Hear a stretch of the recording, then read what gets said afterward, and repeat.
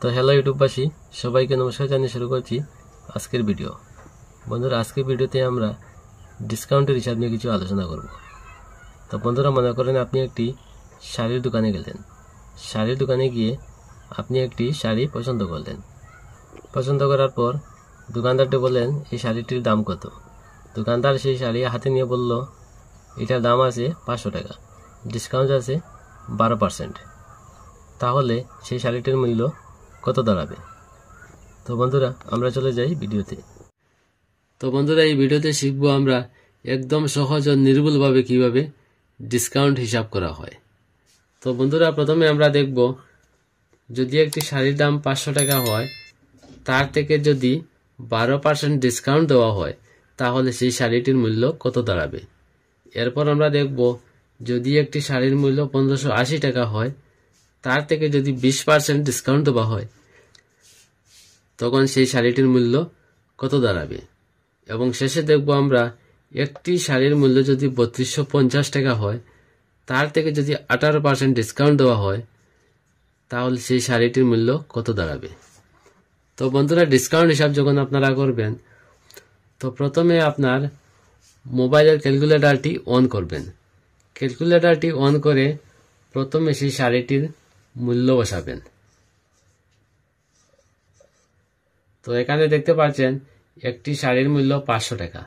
তারপর আপনার ক্যালকুলেটরে বিয়োগ চিহ্ন দিবেন। এরপর আপনার এই 12% যে ডিসকাউন্ট আছে সেই ডিসকাউন্ট এখানে বসাবেন 12%। তারপর সমান চিহ্ন দিবেন। সমান চিহ্ন দেওয়ার পর রেজাল্ট আসবে 440 টাকা।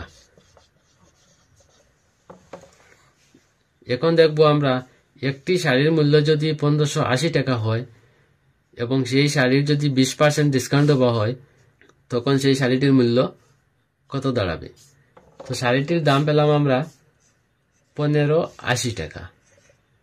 তারপর আপনার মোবাইলের ক্যালকুলেটরে দিবেন বিয়োগ চিহ্ন।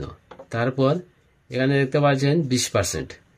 এখানে প্রথমে 20 দিবেন, তারপর আপনার ক্যালকুলেটরের পার্সেন্টেজ এখানে বসাবেন। বসানোর পর এখানে রেজাল্ট আসবে 1264 টাকা।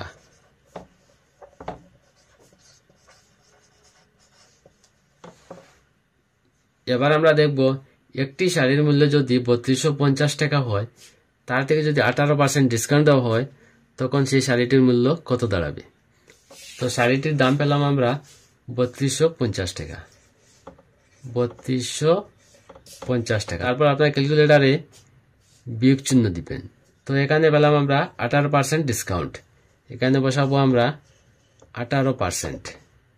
তো এটার রেজাল্ট আসবে 2665 টাকা।